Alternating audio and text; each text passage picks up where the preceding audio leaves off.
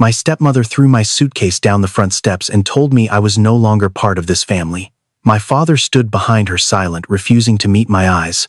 That night I slept in my car in an empty parking lot with nothing but $40 and a bag of clothes. But the next morning, 2 lawyers knocked on my window and told me my grandfather had left me something he had been protecting for years, a $30 million mansion in Malibu already legally mine. Before I tell you how this all unfolded, if you enjoy stories about family justice and standing up for yourself after being pushed down, hit that subscribe button and turn on notifications so you never miss what happens next. My name is Emily Carter, and I was 24 years old on the night everything changed. Until that night, I believed my life had already found its lowest point. I was wrong. The lowest point was still coming, and it would arrive dressed as an ordinary Tuesday in a kitchen that used to feel like mine. My mother, Susan, died when I was 8 years old. I still remember the sound of her laugh more clearly than I remember her face, which is a strange thing to admit, but grief does strange things to memory. After she passed, my father, Robert, tried his best for a while. He packed my lunches. He sat through my school plays alone. But grief wore him down slowly the way water wears down stone, and within 3 years he had remarried a woman named Diane. Diane was warm in front of other people. She complimented neighbors, brought casseroles to church functions, and smiled in every photograph like she had been born for the camera. But behind our front door, she was someone else entirely. She corrected the way I loaded the dishwasher. She criticized my grades, even when they were good. She never raised her voice in front of my father because she didn't need to. She had learned that silence and disappointment worked far better on him than shouting ever could. My father was not a cruel man. He was simply a tired one. He had lost his wife, gained a new one, and somewhere in the middle of that transition, he lost the habit of standing up for me. Whenever Diane criticized something I did, he would look away or find a reason to leave the room, as if avoiding the conflict meant it wasn't really happening. I used to think he didn't notice. Later I understood that noticing was never the problem. Choosing not to act was. The one person who never treated me like an inconvenience was my grandfather, Walter Hayes, my mother's father. He was a retired businessman who lived about 40 minutes away in a modest house that still smelled like the pipe tobacco he had quit years earlier but never stopped keeping in a drawer. Every few weeks he would take me out for pancakes, just the two of us, and he would ask about my life like my answers actually mattered to him. He was the only adult who ever told me plainly, and without hesitation, that I was not a burden. He said it more than once, usually after Diane had said something that made me feel small. I did not know at the time how literally he meant to prove it. What I did not know then, and only learned much later, was that my grandfather had grown quietly concerned about the way things looked inside our house. He noticed the tension in my voice on the phone. He noticed how I flinched slightly whenever Diane's name came up. He never confronted her directly because he understood that confrontation without proof only made things worse for the person being protected. Instead, he began preparing something in the background patiently, the way a man who had spent his whole life planning ahead usually does. He also kept in touch quietly with Martha, an older woman who had worked as our part-time housekeeper since before my mother died. Martha adored my mother and by extension adored me. She never gossiped, never inserted herself into family matters, but she paid attention. My grandfather trusted her enough to ask her gently to let him know if anything ever seemed seriously wrong inside that house. Neither of them told me about this arrangement. I found out only after everything had already happened. 2 years before that Tuesday night, my grandfather passed away from a sudden heart complication. It felt like losing my mother all over again, except this time there was no one left standing between me and Diane. My father grew even quieter. Diane, without my grandfather's occasional visits and watchful presence, grew bolder. I tried for a long time to make myself small enough not to be a target. I kept my grades up. I took a part-time job at a small clothing store to pay for my own things, so Diane would have one less reason to call me a financial burden. I helped around the house without being asked. None of it mattered. Diane always found something to criticize, and my father always found a reason to stay quiet. The night everything changed started with something small. The clothing store where I worked closed unexpectedly, and I lost my part-time job through no fault of my own. I remember coming home and telling my father calmly, expecting nothing more than mild disappointment. Instead, Diane was the one who reacted, and she reacted as though I had committed a crime. She stood in the kitchen doorway and told me loudly enough for the neighbors to hear through the open window that I had never contributed anything to this family.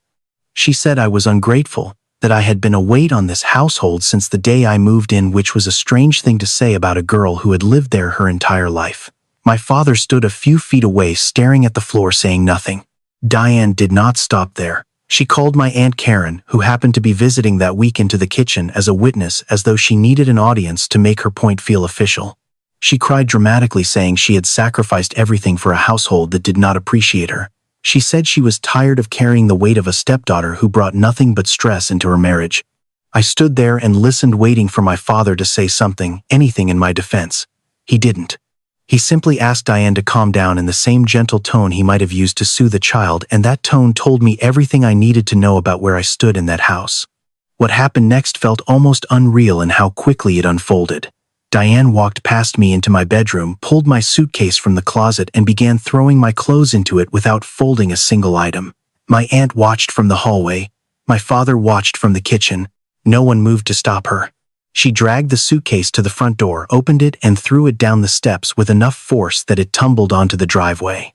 She told me in a voice that had gone eerily calm that I was no longer welcome in this house, and that maybe living somewhere else would finally teach me some responsibility. I looked at my father one final time, hoping for something, a word, a hand on my shoulder, even a look of regret. He gave me none of those things. He simply stood there, arms crossed, staring at a spot on the floor as though the conversation had nothing to do with him at all. I picked up my suitcase, got into my car, and drove without any real destination in mind. Eventually, I parked in the far corner of an empty grocery store lot because it felt safer than staying still on a random street. I had $40 in my wallet and a phone that was down to 11% battery. I sat in that driver's seat for a long time, not crying, just staring straight ahead, trying to understand how an entire childhood could end in a matter of minutes. I did not know, sitting in that dark parking lot, that Martha had witnessed the entire scene from her car parked across the street, having stopped by to drop off a dish for my father earlier that evening. I did not know that she picked up her phone the moment she saw my taillights disappear down the road and called a number my grandfather had given her years earlier, one she had hoped she would never need to use. I slept in that car for a few uncomfortable hours, waking up every time the temperature dropped or a car passed too close. Somewhere around 6 in the morning, I was startled awake by a knock on my window. Two people in formal coats stood beside my car, holding briefcases, looking entirely out of place in a grocery store parking lot at that hour. The taller of the two introduced himself as Nathaniel Price, an attorney representing my late grandfather's estate. He apologized for the early hour and explained that he and his colleague had been driving since before dawn after receiving an urgent call the previous night. He said my grandfather had left specific instructions sealed until a particular condition was met, and that condition had apparently just occurred. He explained gently that my grandfather had grown concerned in his final years about my situation at home. Rather than confronting the family directly, he had built a legal safeguard instead, one that would activate automatically if I were ever forced out of that household under circumstances that suggested I was not safe or not wanted. Martha's phone call the night before had triggered exactly that arrangement. I sat there still in my wrinkled clothes from the day before, trying to understand that my grandfather had been quietly protecting me long after he was no longer alive to say so out loud. They asked me to follow them, promising an explanation that would make more sense once I saw it in person. I drove behind their car for nearly 2 hours, unsure of what I was walking into, until we reached the coastline and pulled up to a property that made me forget briefly how tired and heartbroken I still felt. The house in front of me sat directly above the beach, all clean lines and glass, worth an amount of money I could not fully process at the time. Mr. Price told me plainly that the property was valued at $30 million and that as of that morning it legally belonged to me. Inside, on a small table near the entrance, sat a single envelope with my name written in my grandfather's handwriting. Mr. Price explained that this was the first of several letters my grandfather had prepared, each one meant to be opened only after certain events took place. He said the house itself was only the beginning of what my grandfather had left behind, and that the full truth of what he had discovered was contained in the pages that followed. I stood in that unfamiliar hallway, exhausted, overwhelmed, and holding a letter from a man I missed more with every passing day. I had two choices. I could fold the letter away, accept the house, and quietly build a new life far from the family that had just discarded me. Or I could open it, and every letter after it, and finally understand why the people who were supposed to love me had spent years trying to make me feel like I didn't belong. I chose to open it. The letter told me to look inside a locked drawer in the study where I would find a folder waiting for me. Nathaniel led me there himself, explaining that he had been instructed to guide me through the property, but not to explain its contents since my grandfather wanted certain truths to come from his own words rather than from a lawyer reading them aloud. For the first 2 days I mostly slept, ate simple meals I found in a stocked pantry, and walked through rooms that still felt like they belonged to someone else. Word travels faster than anyone expects, especially in families that specialize in gossip disguised as concern. Karen had mentioned the incident to a neighbor a few days later, describing it as regrettable but necessary. That neighbor happened to know someone who worked at the county records office, and property transfers, unlike private family matters, are a matter of public record. Within a week, Robert showed up at the gate of the Malibu house with Diane sitting in the passenger seat and Karen trailing behind in her own car, as though this had become a family outing rather than a confrontation. I watched them arrive through the front window, and for a brief moment I felt something close to hope, foolishly wondering if they had come to apologize. That hope disappeared the moment Diane stepped out of the car and looked at the house, not with concern for me, but with an expression I can only describe as calculation mixed with resentment. She walked toward the entrance without waiting to be invited in, already talking before I had fully opened the door, asking how a girl with no job and no money had suddenly ended up living in a house worth more than everything our family had ever owned combined. I told her the truth plainly, that my grandfather had left it to me and that everything had been handled legally through his estate. Diane's expression shifted instantly from suspicion to something closer to performance as she turned toward Karen and my father and declared loudly enough for the neighbors to hear that I must have manipulated a dying old man, or worse, forged documents while he was too weak to understand what he was signing. I told her calmly that every document had been reviewed and finalized by a licensed attorney, and that if she believed otherwise, she was welcome to contact his office directly and raise her concerns there instead of on my doorstep. My father stood a few steps behind her, saying nothing, offering no defense of me and no correction of Diane. I looked at him directly, waiting for even a fraction of the protection he used to give me before my mother died. But he only shifted his weight and looked toward the driveway. I asked all three of them to leave, and for the first time in my life, I did not raise my voice while saying it. Diane opened her mouth to argue further, but something about the stillness in my tone made her stop. She turned, muttered something under her breath, and walked back to the car with Karen following close behind. My father lingered a second longer, glanced at me once, then followed them without a word. After they left, I sat on the front steps for a long time, not because I was upset, but because I needed a moment to notice that I had just stood my ground without shaking. It was a small thing, but it felt enormous, the way small things sometimes do when you have spent your entire life apologizing for taking up space. That evening, I finally opened the folder my grandfather had left in the study drawer. Inside were bank statements, letters, and a formal document establishing a trust fund my mother had created before she passed away. The fund had originally held $850,000 meant specifically for my education, a future down payment on a home, and general support once I turned 25 years old. That birthday, I realized as I read the date on the document, was now only 8 months away. According to the documents, the fund had initially been managed by an independent financial firm separate from our household, entirely exactly as my mother had intended. But several years after Robert married Diane, paperwork showed that Robert had signed documents granting Diane co-management rights over the fund, citing convenience and simplified family finances as the reason. What followed, according to years of transaction records my grandfather had carefully collected, was a slow and steady withdrawal of nearly $600,000 from that fund. Some withdrawals were labeled as home repairs. Others were labeled as investment opportunities for the family. One particularly large withdrawal, nearly $90,000, had gone toward opening a small boutique that Diane ran under her own name, a business I had never even known existed until that moment. I sat there in the study, reading page after page, feeling something shift inside me that was different from sadness or anger. It felt more like clarity, finally explaining why Diane had always seemed so intent on pushing me out of that house before I turned 25, the exact age my mother had chosen for the fund to be released in full. With only 8 months left before that date, Diane had run out of time to keep the withdrawals quiet, and getting me out of the house and out of the picture entirely had suddenly become urgent. My grandfather, according to a separate letter in the folder, had held an honorary advisory role tied to the original trust agreement, allowing him to receive periodic financial reports without holding direct authority to intervene. He wrote that he had noticed the irregular withdrawals years earlier and had sent formal written warnings to my father, warning him that the money set aside for my future was being used for purposes it was never intended for. I found copies of those letters in the same folder dated across several years, each one more direct than the last. In them, my grandfather asked my father to investigate the withdrawals to protect what my mother had left behind and to remember that silence in the face of wrongdoing was its own kind of participation. My father had replied to exactly one of those letters, a short message, stating that Diane had assured him everything was being handled responsibly, and that he trusted her judgment. Reading his own words felt like reopening a wound I thought had already scarred over. The folder also revealed something else, something that explained why our extended family had always seemed so quick to side against me. Diane, it turned out, had spent years quietly shaping the family's opinion of me long before that final night, describing me to relatives as difficult, ungrateful, and resistant to guidance, carefully building a narrative that made my eventual removal from the household seem justified rather than cruel.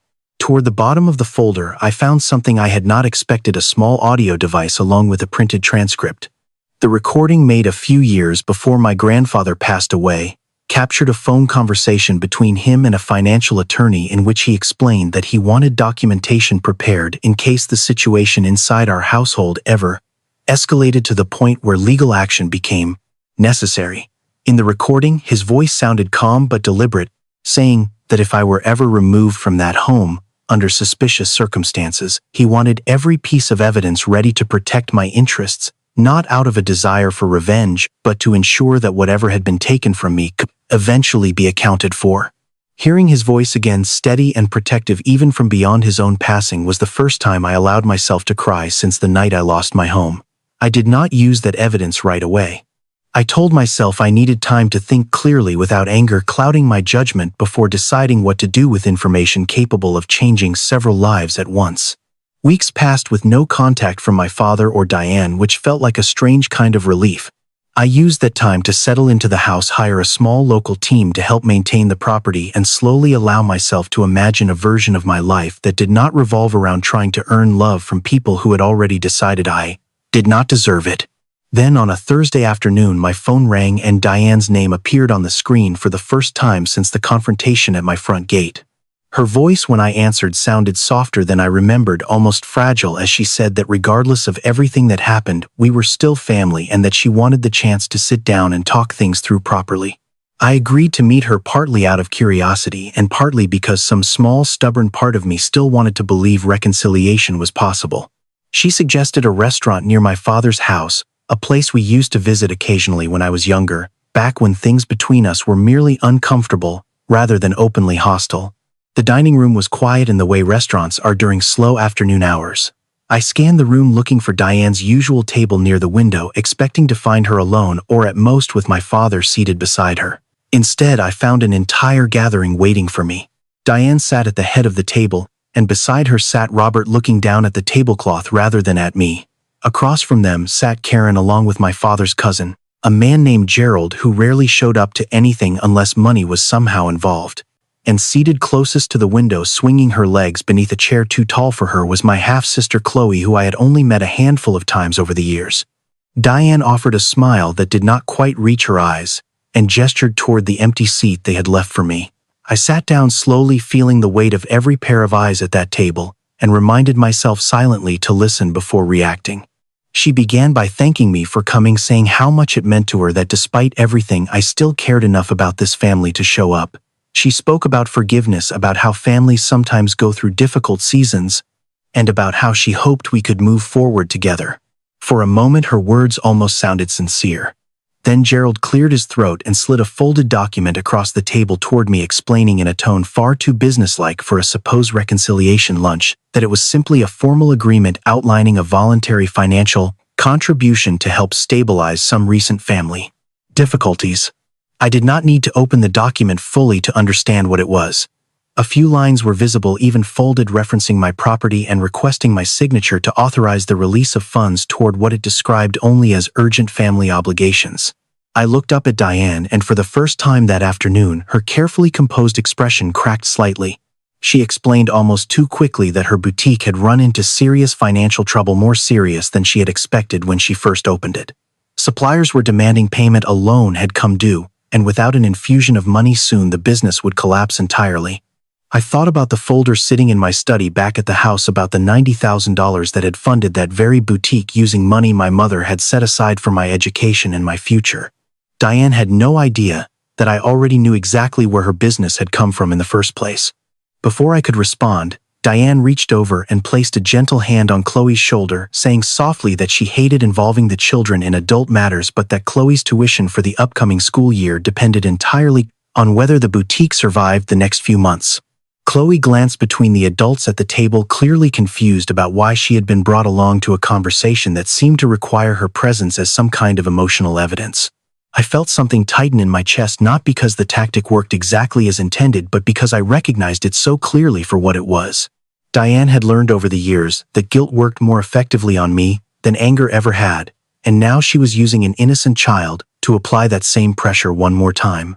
My father finally spoke, his voice low and unsteady, saying that he knew things between us had been difficult, but that family was supposed to help each other during hard times, and that he hoped I could think about everyone else for once, instead of only myself. Hearing him say those words after years of silence while I was the one being mistreated felt almost surreal. Karen chimed in next, saying that living in a $30 million house while your own family struggled to pay bills seemed, in her words, a little cold. Gerald nodded along, adding that blood was supposed to mean something, especially when one person clearly had more than they could ever need. I looked around that table slowly at each face waiting for my answer and realized none of them were asking whether I was safe, whether I had recovered from that night in my car, or whether I had forgiven them for any of it. They were only asking whether I would hand over money, and they had brought a 12-year-old along to make refusal feel unforgivable. Diane leaned forward, her voice dropping into something softer, almost pleading, saying that she knew things had not always been easy between us, but that surely I did not want to be the reason a child lost her chance at a good education. She said it so smoothly, so practiced, that for a brief second I almost forgot she was the same woman who had put me out of my own home without a hint of hesitation. I felt the old familiar pull of guilt beginning to rise in my chest, that automatic instinct to fix things, to smooth over conflict, to make everyone comfortable, even at my own expense. But sitting there, looking at Chloe's confused little face and then at Diane's calculated expression just beside her, something inside me finally recognized the pattern for what it truly was. This was not a family asking for help. This was the same manipulation I had lived under for years, simply wearing a different disguise.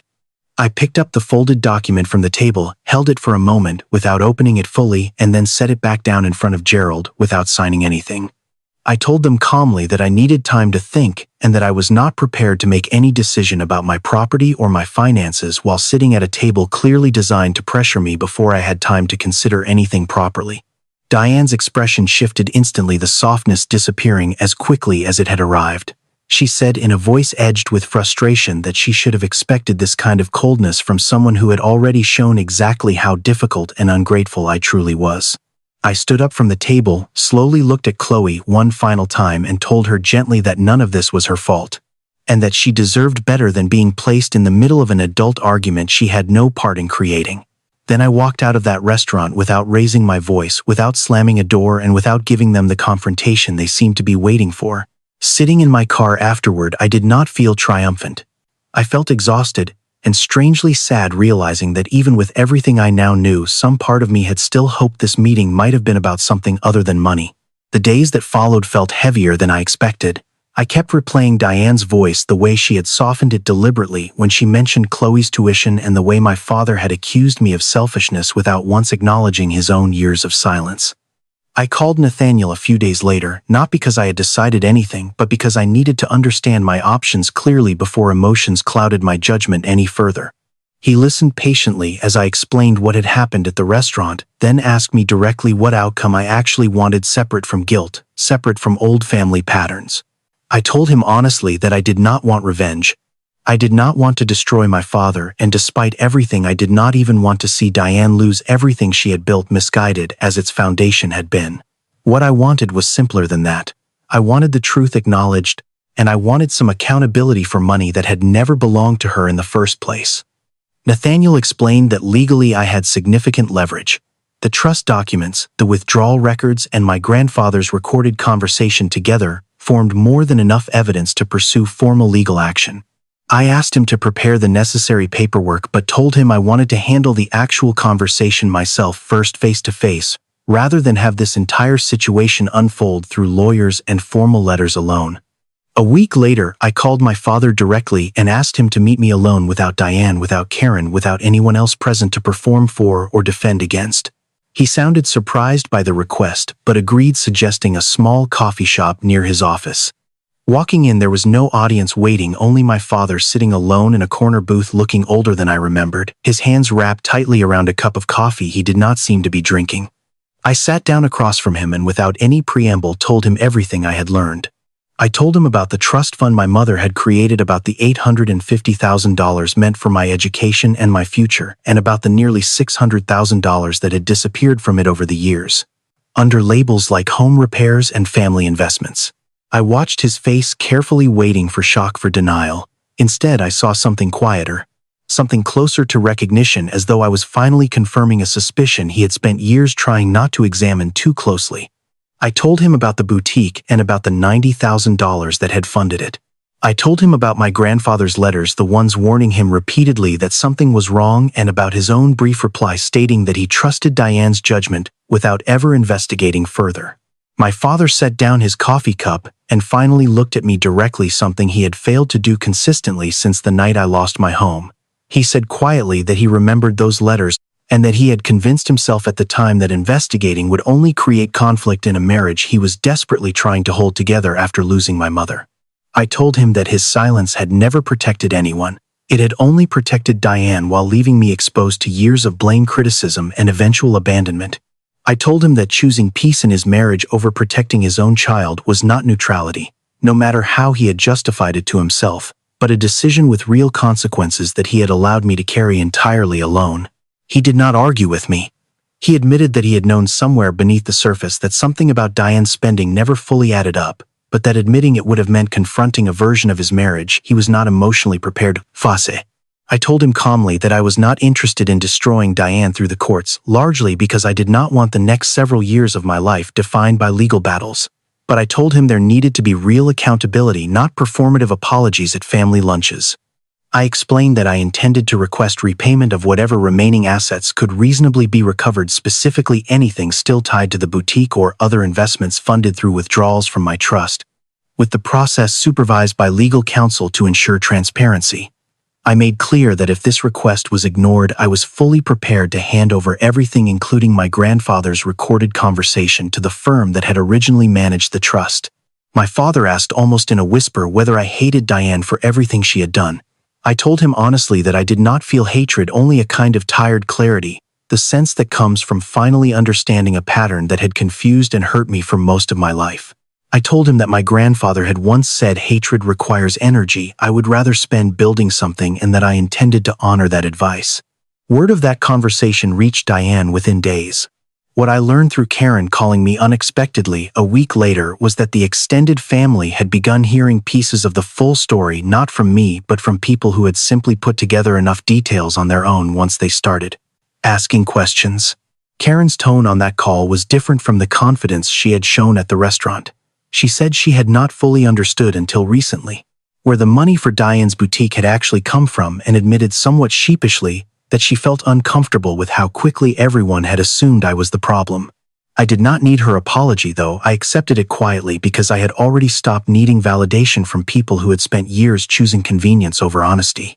What mattered more was watching gradually, as the version of events Diane had spent years constructing began falling apart on its own, simply because the truth once visible was difficult to argue against. Diane called me herself, eventually, her voice sharper than it had been at the restaurant, accusing me of trying to humiliate her in front of the family. I told her plainly that I had not spread any story, and that if the truth felt humiliating, that discomfort belonged to the person who had spent $600,000 of a dead woman's inheritance rather than to the daughter who had simply stopped staying silent about it. She threatened briefly to fight any repayment request through her own attorney, insisting that everything had been handled with my father's full knowledge and consent. I reminded her calmly that my father's consent did not erase the fact that the money legally belonged to me, and that Nathaniel was already prepared to move forward with formal proceedings if she chose confrontation over resolution. Something in my tone, steady and unwilling to bend the way it once had, seemed to finally register with her.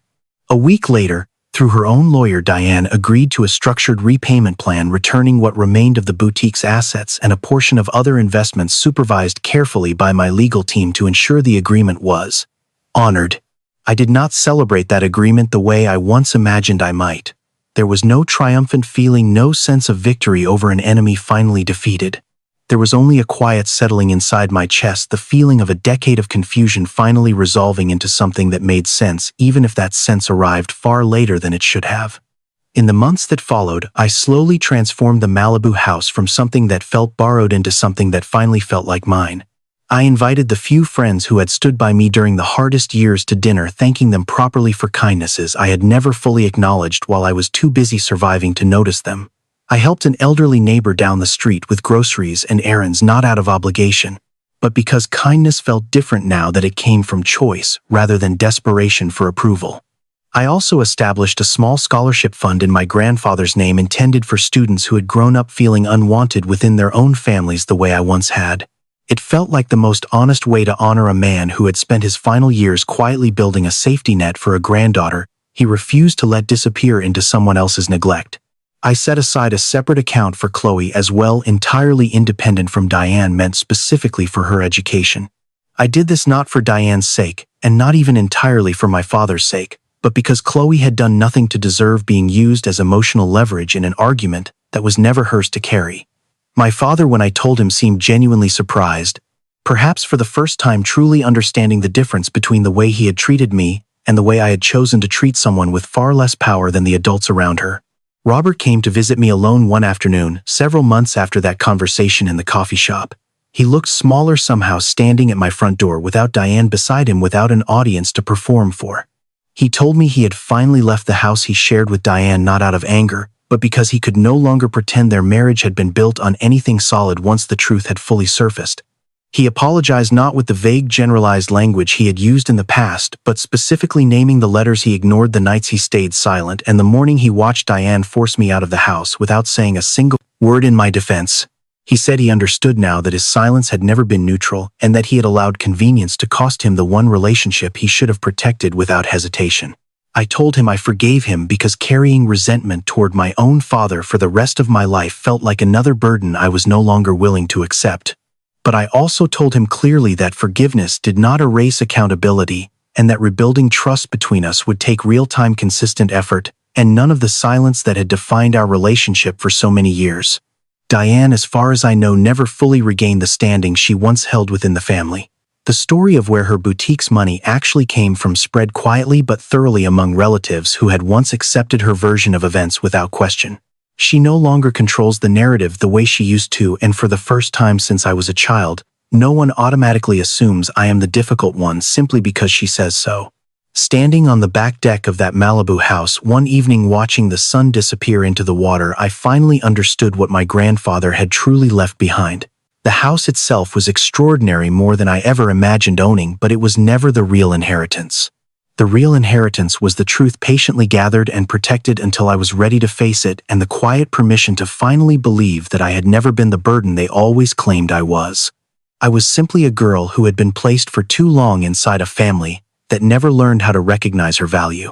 And from the moment I finally understood that difference clearly, no one was ever able to make me feel unwanted again. If this story reminded you of your own strength or of someone who deserved better than what they were given, share it with someone who needs to hear it. And if you believe in second chances, in truth eventually finding its way to the surface, and in building a life on your own terms, subscribe to this channel so you never miss the next story. Thank you for staying with me until the very end.